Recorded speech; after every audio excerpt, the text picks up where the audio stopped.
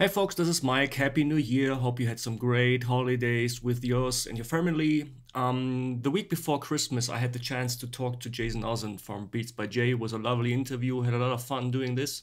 Just wanted to let you know that after some minutes, we had some audio issues where we're gonna hear some little dropouts and glitches, and hopefully this won't annoy you because the interview turned out pretty nice. So I hope you have the same fun watching as I had while talking to Jay. Thanks so far for watching and see you in a few. Bye-bye. Hello friends, subscribers, musicians, drummers out there. Welcome to another part of my little interview series. And this time I'm really proud and I'm really honored to have one special guest here. He was the guy who inspired me basically to start drumming again after like 20 years. He was the guy who inspired me, and I know he is the guy who's inspiring a lot of 1,000 people around the world. He is a drummer, he's a father, he's an entertainer. His videos are kind of like a little movie always, and I'm pretty sure you know him. Welcome to this interview. It's Jason Özant by Beats by Jay. Thanks, Mike. Hi, everybody. Hey, Jay. I don't know how to respond after that introduction. Wow, very flattering. But thank you for having me. This is very cool. Yeah, I'm glad to speak to you. We already did we were chatting like for some years already now, like almost 2 years, but it's like kind of the first or second time that we speak via Skype. Yeah, it's pretty cool to have you here. Jason, just like I don't think that there's any subscriber on my channel who doesn't know you, but if that's the case for like maybe the 1 or 2 people watching this right now and don't know you, just kind of like a short little introduction. You run the channel Beats by Jay on YouTube. You have like 7,000-ish subscribers, right? Yes. Exactly. So tell us about, or tell me about like your musician career. I think you already once made a video where you talked about, or even showed a little video where the people could see you drumming in a little band like 20 years ago or stuff. So just tell us about like when did you start playing the drums and like your kind of like your musical career back then. Oh my gosh, where do I start? I've been one of those kids that when I was growing up, I would beat on anything in the house, couch cushions and make sticks out of balsa wood and stuff like that. Just always had the beat in my soul. So as got older and moved on into, actually getting my first drum set, and I was blessed enough to have a whole bunch of musician friends, and we formed a band. And that was my first band in the early to mid 90s. All the way through the 90s, actually. We were gigging, making demos and stuff like that. And we moved from Colorado to Austin to try to see if we could get into that music scene there.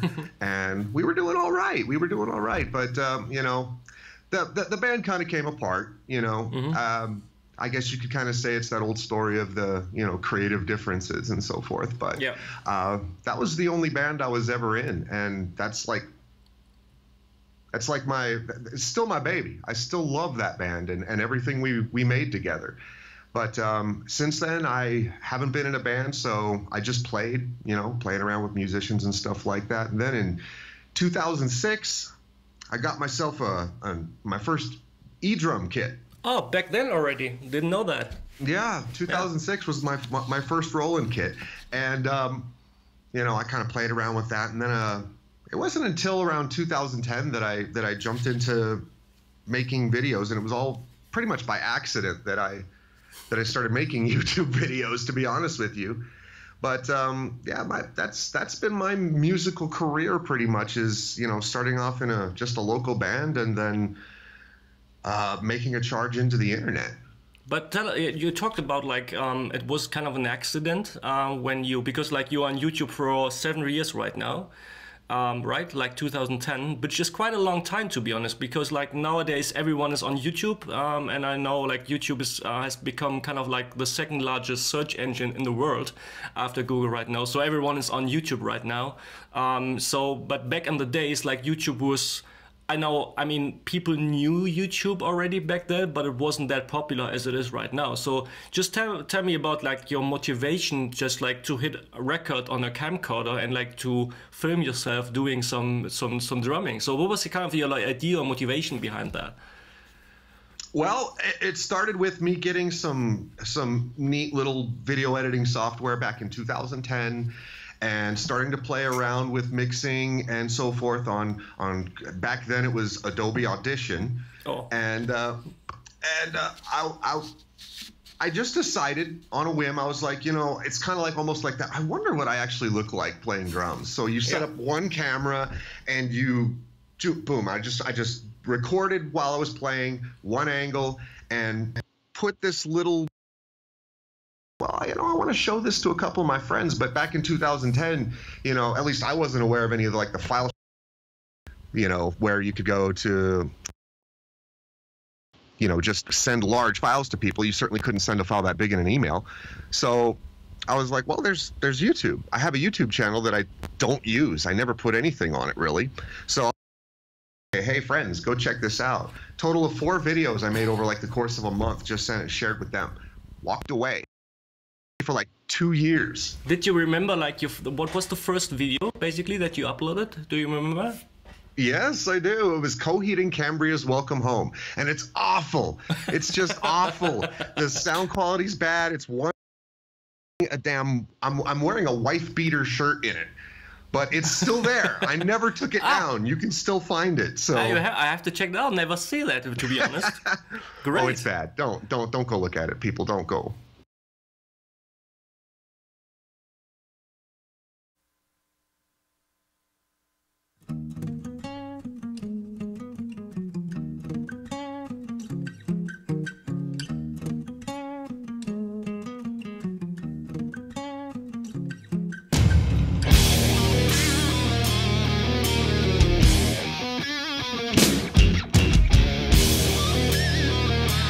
I think you when I discovered your channel, it was like 4 years ago, stuff like that.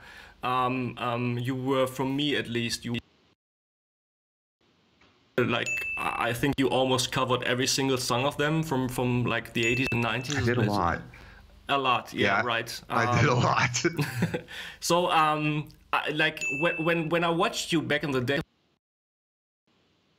the Sad But True and the Sandman and Nothing Else Matters, those 3 kind of, and I immediately like had the feeling like, okay, this guy like listened to that song probably like 1 million times, because like you can really like see that with those songs from Metallica back from the days are kind of like part of your DNA, right? So you didn't have to practice them really, right? At least not really. Yeah. No. Yeah. I mean, I've air drummed to every single one of those songs 1,000 times before I ever even got behind a kit and played them. So yeah, those songs are definitely second nature to me. So I mean, as I said, 7 years is quite a long time for most of it. I don't know really. I think Sal is already 7 or 8 years on YouTube, just like you. But like the most guys from the community, which we both are part in, like kind of like were popping up within the last 3 or 4 years, right? So when you look back, because it's a long journey, I remember you once told me when we had a chat on Facebook, I remember that you never really had a goal, like in terms of, I want to have to like grow as fast as I can and make my money out of it. You just like, you always like still to this day, just always did what you wanted to do, right? You never had like really a plan or a goal. Yeah. The whole thing, like, and it's kind of a continuation of where I just left off, is because like I walked away from the YouTube thing for a long time because I didn't see any potential in it. But then I came back in 2012 and saw that there was like 300 people who had subscribed to my channel based on these 4 videos. And I was like, well, we'll just kind of go with that. I'll make a few more and just have some fun with it. And that's all it was. And that's all it still is. It's just about having fun, you know. The day that I'm not having fun doing this anymore is the day I'm not going to do it anymore. Right. Because, you know, I mean, I could say that there's a goal and yeah, it's nice to get the views and it's nice to get the subscriptions and stuff like that. But that's never the goal. If there is any goal, it's only been to hear things like what you kind of said at the beginning, is that somebody was inspired. Somebody was inspired to pick up a drumstick and play again if they hadn't in a long time, or some kid out there who's maybe thought about it and then they see this and they're like, that's cool, I want to do that. You know, those are always the best comments. That's the reward to me. over the last years, basically, because you're doing this like for 7 years now, did you notice some changes, how people react to your videos?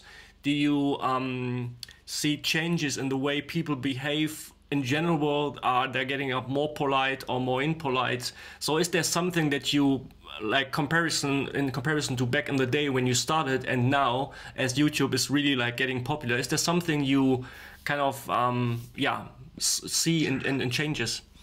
I have noticed some changes. One of the big changes is it's like when you talked about it being polite, that was really one that kind of really hit home with me, because there was a period of time where on every single video that I ever made, I could count on some, not just critical feedback. Critical feedback's always good. I'm talking to people who would just bash what you're doing, you know, just rip it apart. And you learn real quick, at least back then, you learned real quick that you better have a thick skin if you're going to throw your stuff up there on YouTube.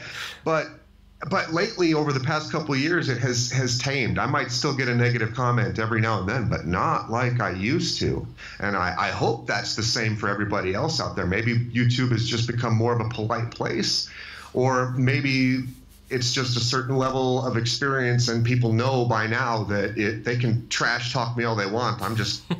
I'll agree with them. You know, well, if I find a comment on my video where they say, God, this guy sucks, I'm going to be the first person replying to it. Yeah, he sure does. What business does he have doing this crap? You know?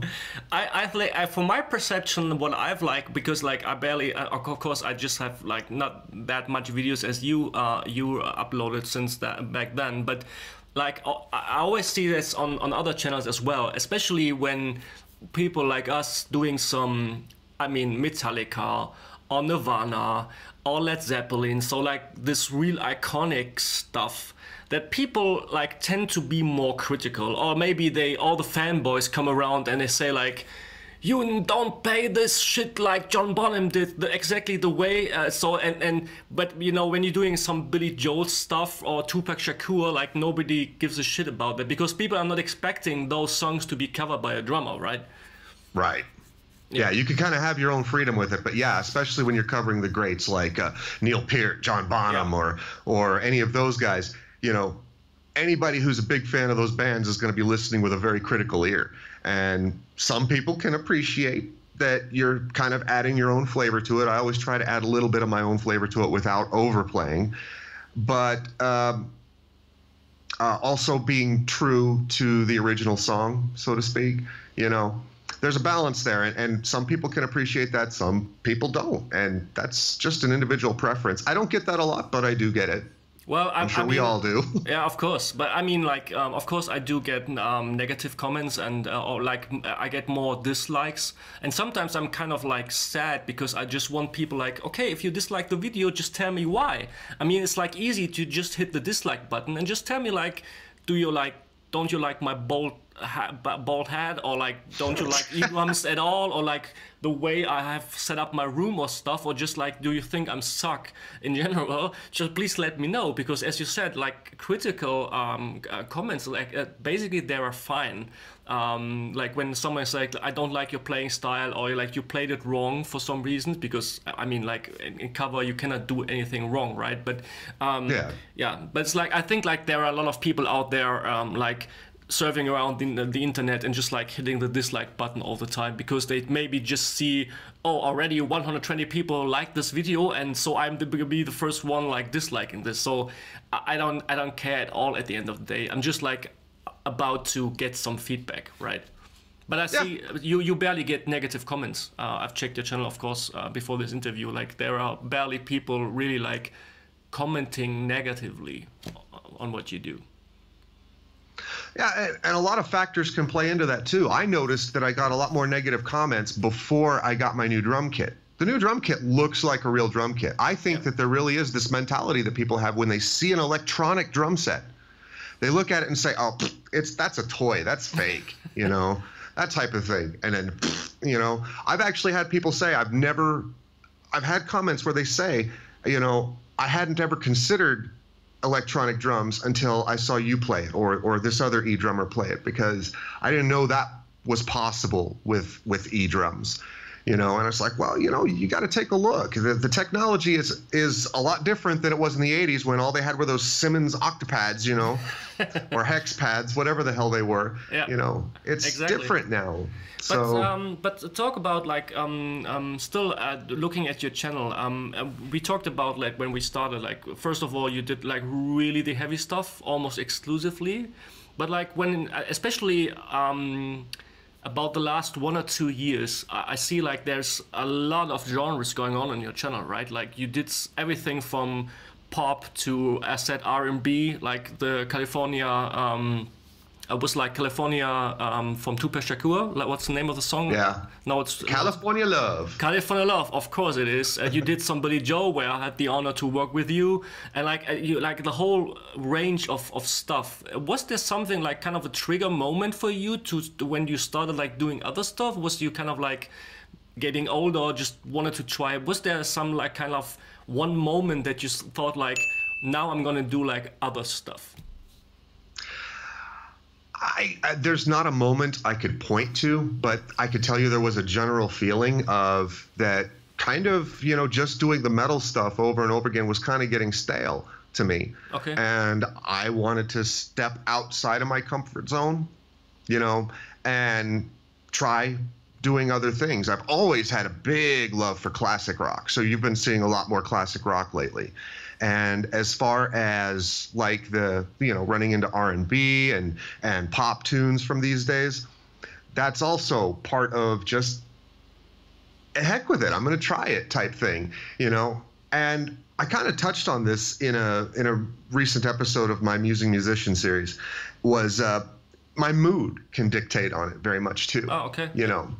My mood can very much change what song I want to do. I might have a song all planned out that I'm ready to do, like, say, this coming weekend. But my mood won't say it, and I'll find this other song that I'm like, what, I just really feel like playing that one instead.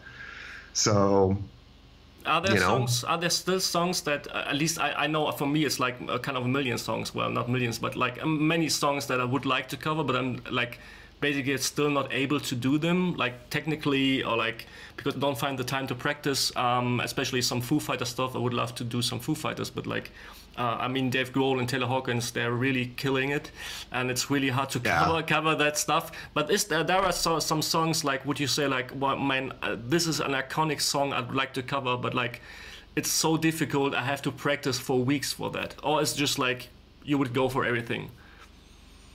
There's a lot of songs that are still like that, There's songs that I can practice for weeks and still at the end of it be like, I am not ready to do this song. Yeah. One off the top of my head is there's a song I won't say the song because eventually I'm gonna get it and I will make a video of it. But Gotcha. There's a song from Lamb of God. Chris Adler's one of my favorite drummers. The guy is crazy accurate with his and he's fast and his footwork is just amazing. And there's a song from that band that I've been trying to get down for at least 2.5, 3 years now, and I still am not there. I'm not ready for it. And every time I try to sit down and try to pound it out, I'm just like, nope, not yet. Someday, but not yet. And there's others too, but that's how we all grow. You just got to challenge yourself. Exactly. So just like the one thing that I was really wondering about, since I know you, is like, how do you practice basically? Do you like really read notation? Like, doing the classical thing? Do you like practice by ear or watching other guys doing the covers? Like, tell us though, because I do, like, for it's like kind of like, sometimes I have really notation that I try to read because it helps me to understand what's going on. Sometimes I just listen to a song over and over again. Sometimes I watch other people covering it. Sometimes it's a mixture of all of them. So what's your like basic approach when you're doing a new song? Basic approach for me is listen to it a whole bunch and then go behind the drums. And when I start to play it, I'll do this method where I will do just the kick and the snare. Leave out all the accents on the hat and the ride, and I just want to get down that beat, the kicks and the snare. Just those beats. If I have to tie my hand behind my back, I will. I'll even leave out fills if I need to, but just make sure I've got that beat in there, so that when I do start to add the right hand to it and start putting in fills, I at least can keep the time together. Now, when it comes down to, I have looked at notations before, and it's usually when it's a fill or something, it's usually a fill, that when you're listening to it, you really just can't quite figure out exactly what that drummer's doing. So it helps to see it mapped out, and you're just like, oh, okay, that's what he's doing. That's kind of crazy, but all right. And then maybe, you know, at that, if there's that particular tricky spot, I'll actually put my DAW on a loop of that little section of the song with maybe like a 20-second lead into it, and just play that part, that little tiny part, over and over and over again until it becomes second nature. And then the whole song just kind of falls together from there. But generally, overall, I learn it all by ear. And since I am a drummer that's not really interested in playing it exactly like the original drummer did, I think that's okay. Who cares, right? It's funny to hear your approach, because like I think last week or 2 weeks ago I talked via Skype with Norman, the guy from Toontrack, the Superior drummer basically. It's a fantastic drummer, by the way. And absolutely. I asked him like what the style how he kind of practices still, and he says this has a similar approach to you basically. He says like, give me kind of the advice, just try to figure out the basic groove, right? And just play that basic groove like from start to finish. Like, don't care about the fills, don't care about anything, just play that basic groove the whole song. So you kind of like really feel the song, and then you start over and over to add like your own fills and like really diving into the song. So it seems to work basically. Maybe I should, because like the way I use it, I try like from the first moment on, I try to copy the song as close as I can get, like from the first time. And of course it gets worse all the time when you like never play the song really and just like sitting on the drums and like, okay, I'm gonna do like, because this cannot work, right? When you don't know the fills, right? But it's maybe I should try this. It's a good advice. So that might make for a fun video too. Yeah, maybe I should do that. I'll set up a camera and I'll just record the first time I ever attempt playing a song. Everything that anybody's ever said about me being, oh, he's, you know, great he's drummer. Just all got it down. No, you're gonna be real. There's gonna be something real going on there, and you're gonna be like, oh God, whoa, maybe this guy thinks he can play the drums. Maybe that's motivating for young people, like you're just starting out, like seeing, okay, when this guy's like having this troubles, I can play the drums as well. The first time I play it, I suck. Let's talk about e-drums. You already mentioned like when 2006 was your first e-drum, and then now for quite some years you had like the Roland TD20, right? With all your pads, and then I think last year you switched to JoBeky. And what is like kind of your, because when you are like a hard rock and metal drummer using e-drums, what is there something that your perception to e-drums changed over the years? So because you were really diving into the e-drums, you mix yourself, you're using samples all the way. So is there still kind of a feeling inside you, if you had the chance, you would play acoustically again? Or would you just like, I would never give up e-drumming, whether I can play acoustically or not? Or is it still like, the question is about, just like add this maybe, the question is about that many guys play e-drums and they get used to it and they love it, but it's always like the feeling, yeah, but if I had the chance to play like a Tama Star Classic, because I know it's your favorite drum set, if I had the chance to play that, I would kick out my e-drums immediately. No, I would never give up my e-drums. They're always going to be the first in line for just the practicality, the ease of use, the recording quality you get from them. I mean, you don't have to fumble around with mics. There's no tuning. You've literally got thousands of options in the electronic drum set. No, I'd never give it up to go. I would love to have an acoustic drum kit just for the sake of having one and being able to still play and be that loud, you know, just pounding out everything, and you know, and if there's gigs, you know, because hauling around drums is bad enough for gigging, but I can't imagine trying to get everything electrically to work, you know, and haul it all with you and all that. So I know some people say that, oh, it's just easier to take it. Maybe if you're not, you know, if you've got like the what's that thing? The Pearl Mimic, or something like that. You know, that might be. But man, yeah, of course I want an acoustic set, but I wouldn't, if me having an acoustic set came at the expense of giving up this one, no, not going to happen. I asked this question, like I think in every interview I did so far. Do you, as a drummer, do you feel kind of restrained or limited when using eDrum? Is there something that you cannot express using eDrum? Because that's kind of like the most heard complaints about eDrums, right? That it's like not that like all the drummers saying, no, I cannot like hear any ghost notes from, like I cannot express myself on an eDrum because it's so like limited. Do you feel the same? The expressiveness, yeah, that's something that has gotten way better over the years. I think we're on the right path, but that's the one thing that is a limitation of eDrums is, you know, in particular, I haven't really had problems with like ghost notes and stuff like that. You just kind of got to learn exactly the right amount of pressure to put into your stick. But the one that I've struggled with is the hi-hat. That's the big one for me, is the hi-hat. Yeah. There's nothing, I have yet to come across any technology for eDrums that perfectly mimics a real hi-hat. Yeah. You know, that's the one where we need to see some improvement. So eDrum scientists, get on that. We're waiting. Exactly, exactly. Like this is the reason, like probably why my video I did some weeks ago, how to set up like the hi-hat with Superior Drummer 3 correctly, is like it immediately got like 4,000-5,000 views after some weeks. So because like people already have the same issue like you there. Like hi-hat is probably like the most complex instrument to capture on a drum set, right? Because all those subtle nuances that you play, like the different like grades of openness, and it's really hard to capture. And like for me, I've tried so many different virtual instruments, and I've played like several Roland cymbals, like, and for me, like this VH12 that I have right now, together with Superior Drummer, and a lot of work and a lot of tweaking, it like kind of gets like something that I would consider to be real or realistic. But you are right, there's no way, like not even close when it comes to a real hi-hat. So this is really still an issue for the eDrum technology, right?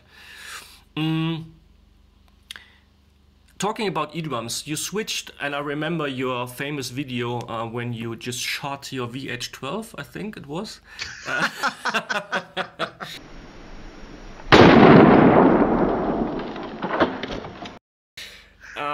Yeah, I think like people around the world were always saying like, oh, of course, those American guys like always shooting stuff when they want to get rid of it. No, just kidding. And then you switched from your Roland setup to the one kit that we see in your background, the Jobeky one. Yeah.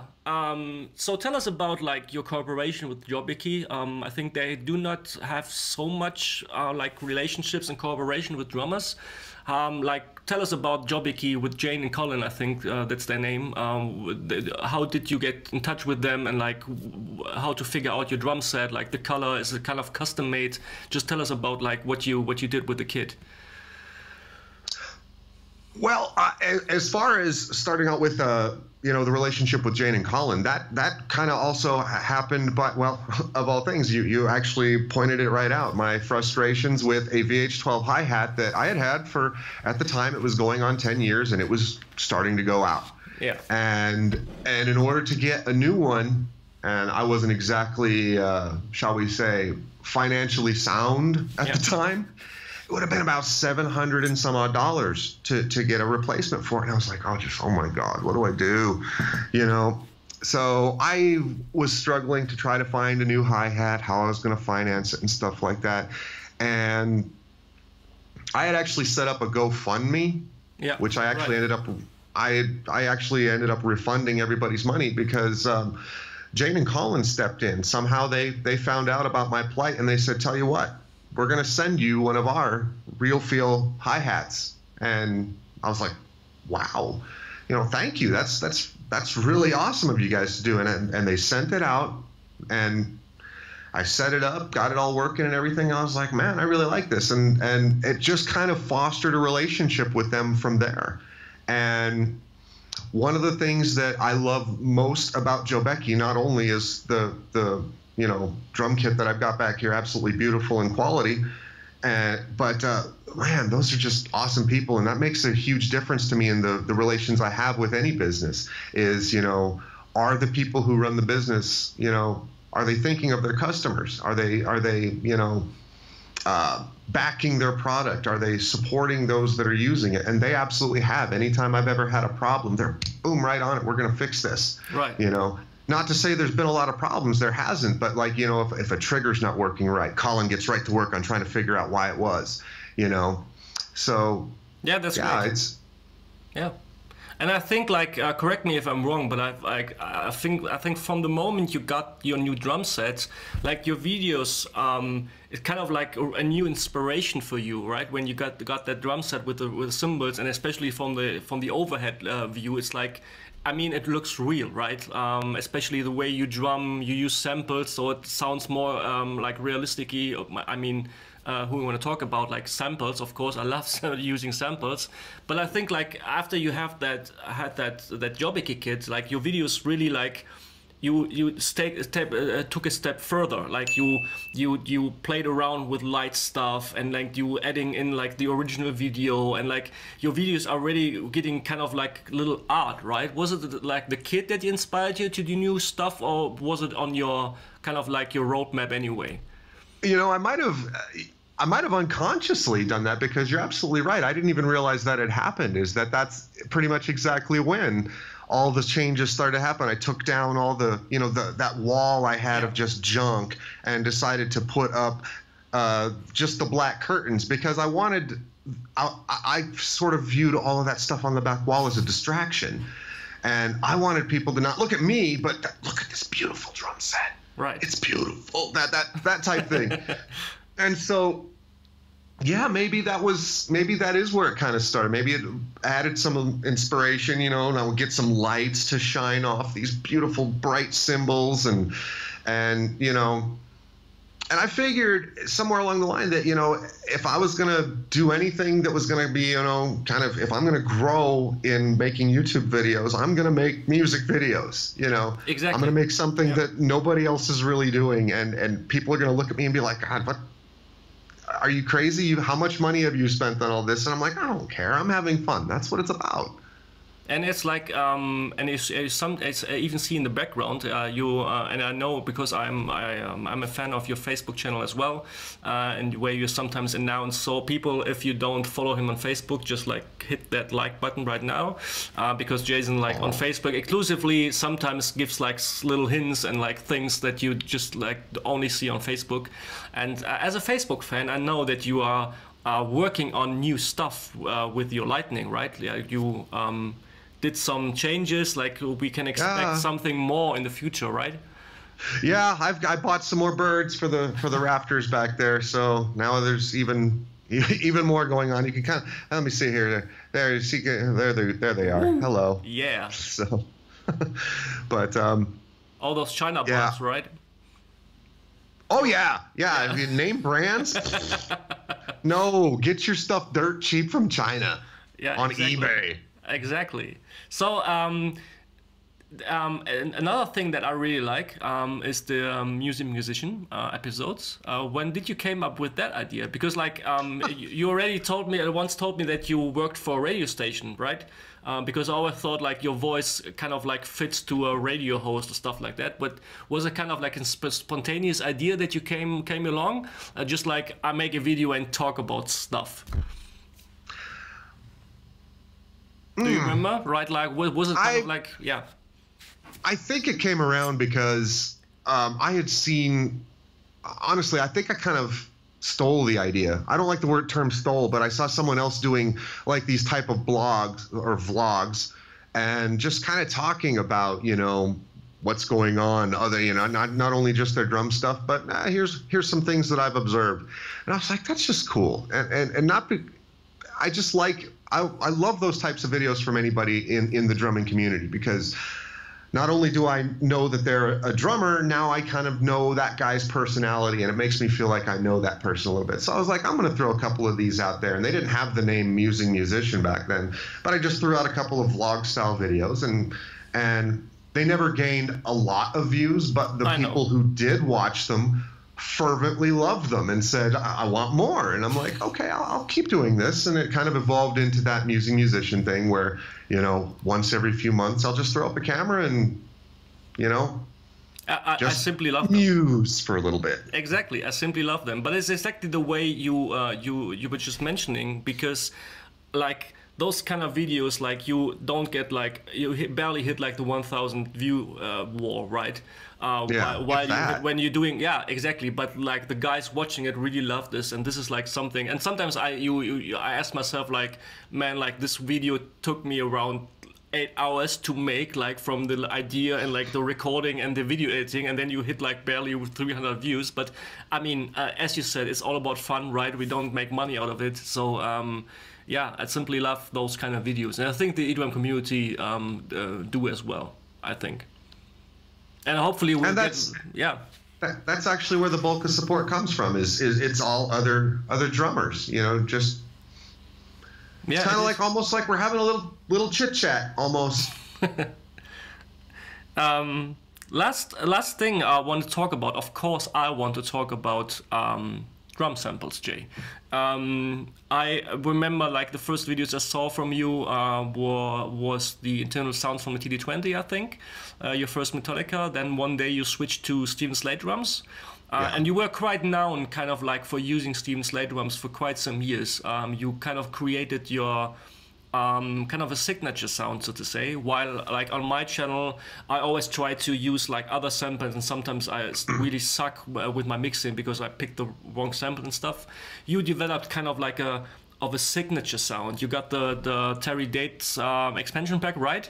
Which you used, yeah, almost exclusively, and combined it. But there was a kind of like Jason Özant sound and Beats by Jay sound over the years, which I liked quite a lot. And I think like in the last 2 or 3 videos, you started to use Superior Drummer, right? Yeah. So tell us about like about the change, and after all those years, you go from some Steven Slate drums to Superior Drummer right now. Well, first of all, I want to say I'm not going to, in no way, shape, or form am I bashing Steven Slate drums. I still love Steven Slate drums. I think that it was a wonderful tool, and it really helped me along. It took me a long time to really master using that. And I learned a lot from you, actually, as far as, you know, the difference between overprocessed samples and the raw samples and where to find those in Steven Slate drums. And I found them, and it started to change the way I mixed things. And I started to see that, you know, and again, I'm not trying to bash Steven Slate drums, but there was less options for unprocessed samples in Steven Slate drums. So the move to Superior Drummer, where they're a lot less processed, more natural, it felt organic, and from the first time that I used Superior Drummer 2, I'm happy with the results. It's a night and day difference, because the first time I used Steven Slate drums, you know, that video I'm still not happy with. I'm like, oh God, I released that, you know. Now you could say I have the advantage of working with samples going into Superior Drummer 2 as well, and that would be fair, you know. But still, to get the kind of results I got on my very first attempt, you know, they're not perfect. I'm no way an expert on Superior Drummer yet, but I was very happy with it. And now I'm ready for more. I'm like, okay, you know, I want to get some of these expansion packs. I want to eventually move to Superior Drummer 3. I want to, you know, really open up these doors and move from there. You know? That's I mean, if there's someone who can agree on that, then it's me, because like for me, I remember when I stepped into the world of samples, and I started with Superior Drummer 2, which was quite odd, because when you just start, Superior Drummer 2 is probably like the worst complex thing that you could do. Yeah, very intimidating. Without like knowing anything about samples and how they work, and then just like I was just like overwhelmed by the software and had no idea where to start. And I remember that like last week I did a video about like the most underrated expansion packs for Superior Drummer. this New York Studio Collection. I remember back in the day when I bought Superior Drummer 2.0, it was this combined New York Studio Collection, where basically it was 3 libraries: the core library, which you use now, and the 2 expansion packs. And of course they were completely raw. And I remember I loaded them up and I set up my drum set and hit the snare, and I was like, man, this sounds like shit, because of course I was like used to this over-processed sound from the module back in the day, and I had no idea about anything about EQ, and I sold them basically, and had to buy them like later again when I realized, oh man, this was probably one of the best samples I ever had in my arsenal.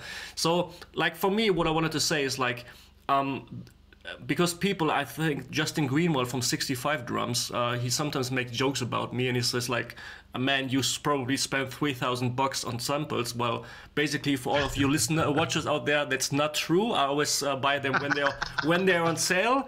And for my wife, it's not true. Don't listen to Justin. What are you doing, Justin? Shh. So no, seriously, like the reason I buy all those drum sample packs, and so I can understand that you try to expand that with new expansion, is like they inspire me to do other music, right?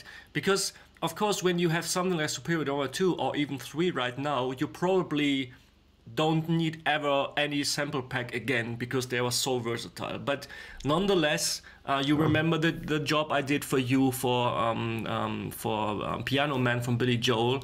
There was beside the fact that of course I did some of the mixing, but the core sounds that I achieved with this track was because of this expansion pack. Like it's really hard to kind of like duplicate or like to create that certain sound when you have like vintage drums from the 50s recorded in a vintage studio in London with vintage analog gear. So, and if you want to achieve that particular sound, you have to have those kind of samples. And this is kind of like really inspires me and really motivates me to continue doing that, right? Yeah. And that mix came out just absolutely beautiful. All the samples were just right on point. I get a lot of compliments about the sound that came from that video, and I have to keep pointing to everybody, that was not me. That was this guy right here, or this guy, wherever you're gonna put this video. I'm gonna point in several directions. I think I'm gonna be like left to you or something like that. Yeah. So looking forward, I mean, we talked about like your drums and your gear and like the plans.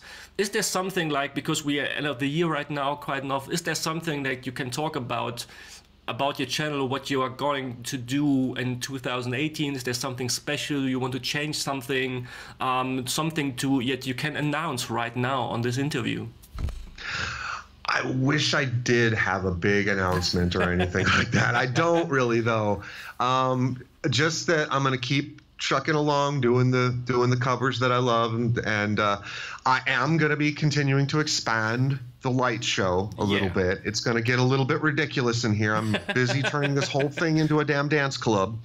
So I will always be the life of the party. But expect just more of that sounds so boring. More of the same. Real exciting.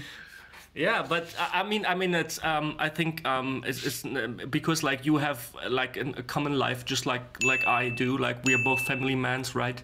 And we have a daily job, and we have to earn money and like get our life done. So this is like not something we talked about like earlier today when we kind of prepared this interview. Like it's still a hobby and still like something fun, like and really like spending. And this everyone's running a YouTube channel will know this. This job like really takes some much time, so don't feel pressure about. I just like love what you're doing. I think the people love what you're doing as well. So just curious to see if there was something. At least we can expect some more light shows right now. At least some light shows, more camera angles. Yes, more camera angles. I have been busy trying to figure out ways to get some more cameras going on in here. Did you ever see that guy, Adventure Drummer? He did a video about how to do a drum cover, and he did this thing where you do a camera angle here, a camera angle here, a camera angle here, a camera angle here, put one here, put one here, put one here, and all over the place. So that just came to my mind while I was thinking of that. But yeah, I actually just got a new sports camera, generic. It's a generic GoPro. GoPro. So I have no idea. This is China. Of course, it's China. Yeah. So it's probably crap, but I thought for the amount of money I paid for it, it's at least worth a try. Less than $20. Well, what people usually like don't realize, because I remember when I started to add new camera angles, and usually I have 2, sometimes 3, and I remember you made a video about how to record drum covers, but people don't realize when setting up 10 cameras and you suck while doing a drum cover, you have to stand up and have to push the button on 10 different cameras again, like rewind and delete all the stuff. So it's like every camera more you add to your arsenal, it's way more work. So people think of it when you like buy a new camera angle. So it's at least you are a perfect drummer, never making any mistake, unless it's really pain in the ass. Yeah, you end up with 10 files of footage of you getting up from your drum set, cussing. Damn it! Push this button, push this button. By the time you get to the last camera, you're looking it right in the face. Exactly. And got to start all over again. Exactly. So. And sometimes you forget to switch on one camera. We all been there, yeah, it's really. But I mean, at the end, or a battery dies in the middle of a cover. You're getting a great take, and the battery dies. Exactly. Probably the best takes I ever made were sent to trash can because I forgot to hit the record button or stuff. But so Jay, I would say we're coming to an end right now. I don't know exactly how long we have already talked. I think it was just about 1 hour or stuff. Thank you so much for your time. It was fun as hell, as expected. Thanks again for your time. I hope you. Yeah, I hope you and your family have some great Christmas Day. You will get some drumming gear from your family. I hope, at least I hope I get. Listen, my family, stuff from that. Yeah. I think we gonna look forward to new stuff from you next year. Really enjoying what you do. Thanks again for your time. Really appreciate that you took the time to talk to me. Thank you very much for having me. It's been a blast, and Merry Christmas to you and yours as well. Bye, Jay. Bye-bye. Take care, buddy.